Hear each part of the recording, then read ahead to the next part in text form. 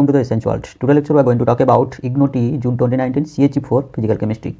We already discussed question 1 to 11. In this particular video, we continue with question number 12. This is our question number 12. Calculate the limiting molar conductivity of acetic acid if the limiting molar conductivity of sodium acetate, hydrochloric acid and sodium chloride are 0.009 Siemens meter square mole inverse, and this is the value. Here this is also the sodium chloride value respectively. Then calculate the limiting molar conductivity. Let's solve these questions. Friends, according to these questions, our limiting factor of sodium acetate, the molecular formula of sodium acetate, that is our CH3COONA, the limiting factor conductivity, limiting molar conductivity express lambda naught, and the molecular formula of sodium acetate, that is our CH3COONA.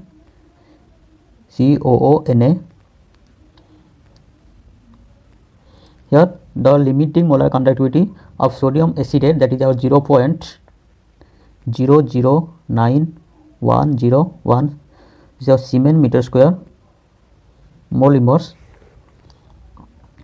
If we change into centimeter square, our value like this is simply divided by 140, because here it's meter square, we convert into centimeter square, so that our result like this 91.0 Siemens centimeter square mole inverse.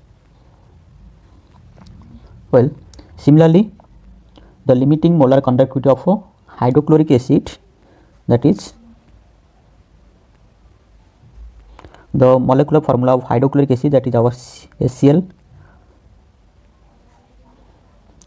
The molar conductivity of hydrochloric acid, that is our 0.04261 Siemens meter square mole inverse. We also change into centimeter square. We simply 1 2 3 4, so that our value like this 426.1 Siemens centimeter square mole inverse. Similarly, the limiting molar conductivity of sodium chloride, the molecular formula, that is our NaCl, here 0.01264 Siemens meter square mole inverse. We also change into centimeter square. That's why our result, that is 1 2 3 4, here 126.4 Siemens centimeter square mole inverse. I hope this was clear to you peoples. Well, here this is our CH3COONA, that is our sodium acetate. Well,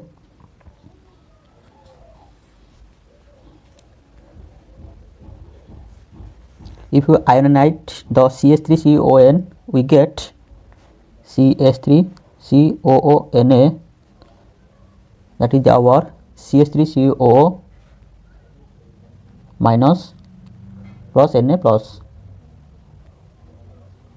Is it clear? Similarly, in place of HCl, that is H plus plus Cl minus. Similarly, in place of NaCl, gives Na plus ion plus Cl minus ion. Is it clear? Well, next, if we ionize the limiting molar conductivity, we express like this, that is our limiting molar conductivity of CH3COONA, that is our sodium acetate. We will express like this, CH3COO minus plus limiting molar conductivity of Na plus. Is it clear? Similarly, limiting molar conductivity of NaCl, that is our Na plus plus Cl minus. Is it clear? I hope it was understood. Okay, in case of HCl, that is our limiting molar conductivity of H plus plus limiting molar conductivity of Cl minus. But according to these questions, calculate the limiting molar conductivity of acetic acid. The limiting molar conductivity of acetic acid, that is our CH3 COOH. This is our acetic acid. We find out the limiting molar conductivity of this acetic acid. Well, so that we can write like this: limiting molar conductivity of CH3 COH. So we express like this: the limiting molar conductivity of CH3 COO minus plus S plus. Is it clear? Well, then also write like this: in CH3 COO minus plus limiting molar conductivity lambda not S plus.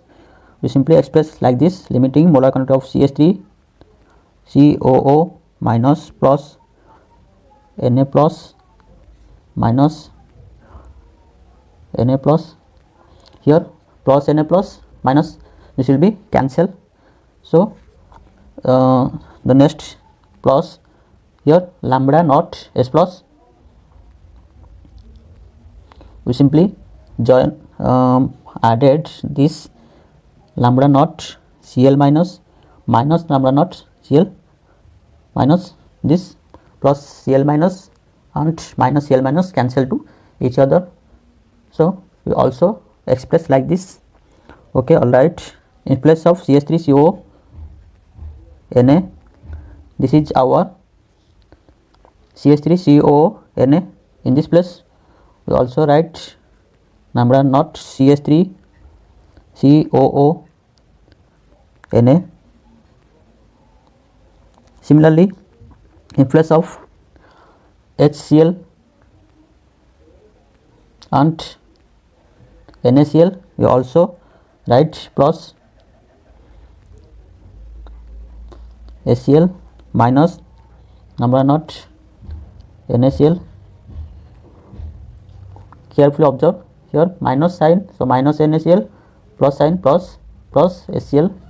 Well, we just put this limiting molar conductivity value in this place, so we will get here 91.0 Siemens, 91.0 Siemens centimeter square mole inverse plus 4 to 6.1, then minus 1 to 6.4 Siemens centimeter square mole inverse. Well,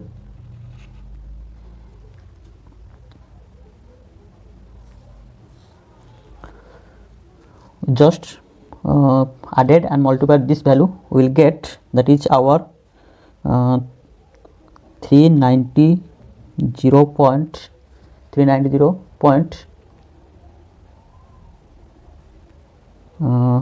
2 3. This is our 5 Siemens centimeter square mole inverse. This is our CH3COOH value. So the calculate the limiting molar conductivity of acetic acid, that is our CH3COH.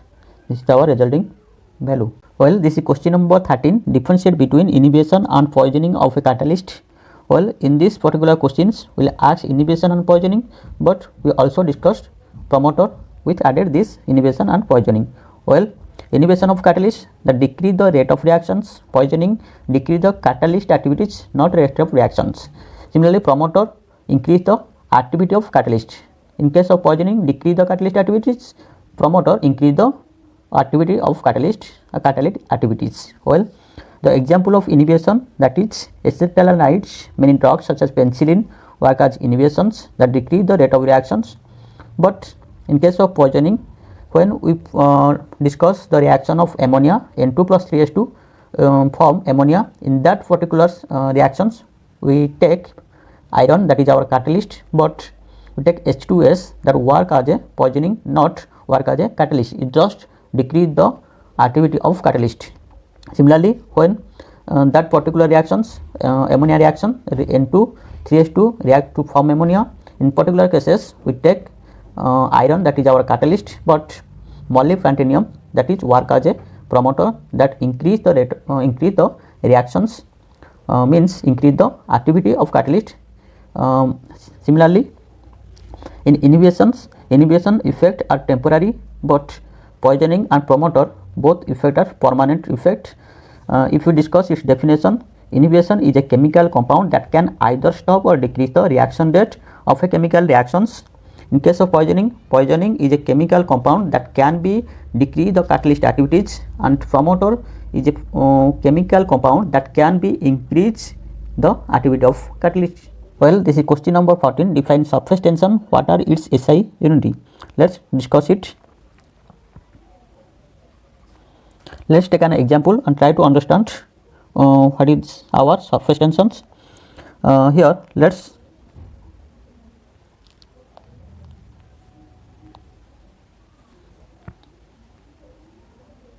glass of water.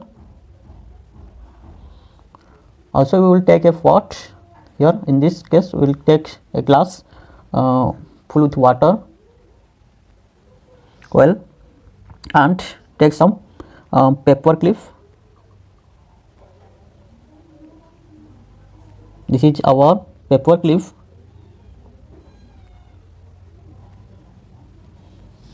If people carefully observe in this particular example,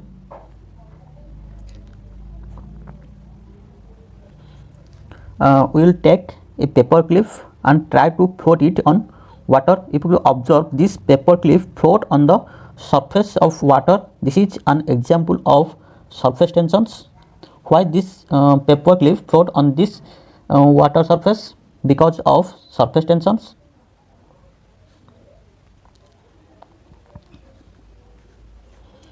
Well, why this paper clip float on this water surface? Because of the intermolecular force, because in this particular cases works some force, that is our van der Waals force.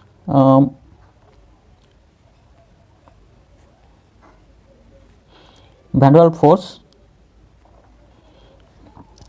This is also our intermolecular force. This van der Waals force is our intermolecular force.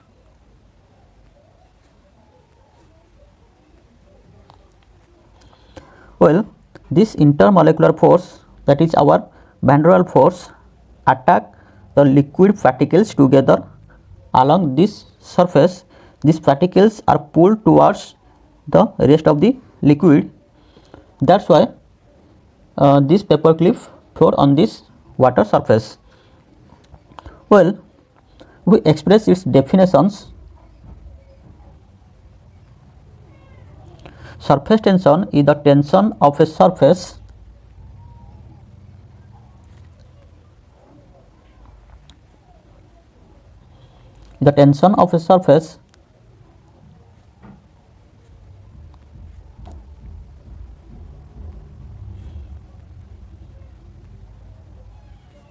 film of a liquid caused by the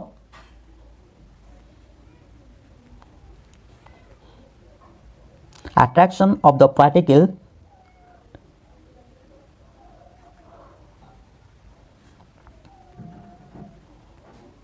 in the surface layer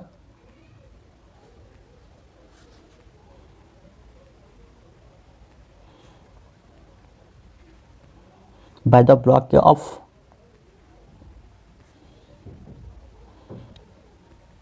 of the liquid, which tends to minimize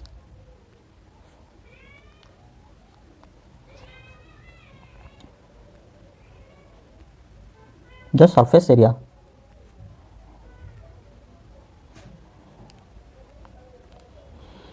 Well, if we express in mathematically, that is surface tension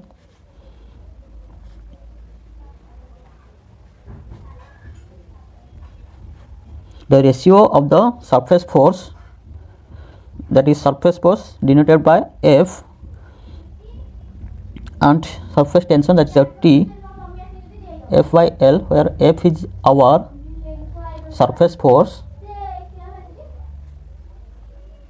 and here L, the force act where L is the length which the force act.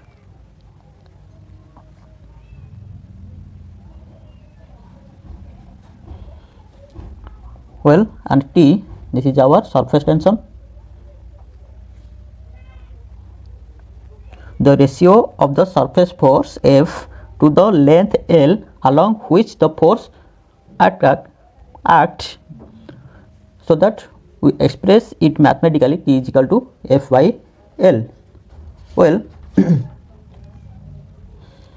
here this is our force,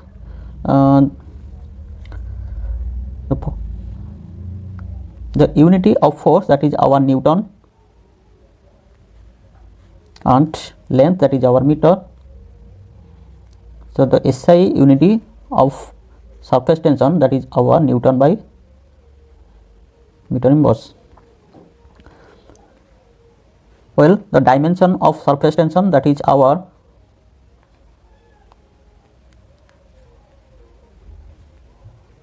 dimension, F by L, F mass into acceleration, F is equal to ma, where F plus ma by L, that is our ml. Well, m, this two L are cancelled to each other. If we express its SI unity in another way, let's try to express it. Surface tension T is equal to F by L, where work, that is our force, into displacement. Well, F here the work by displacement. If we put this F value, that is our W by S into L,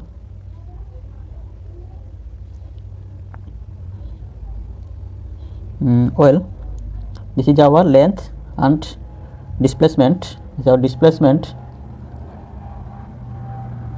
Area expressed as length into displacement. We just put this A, that is our W by A. Its work, joule, SI unit of work, that is our joule, and area, that is our meter square. The SI unit of surface tension, that is our joule by meter square.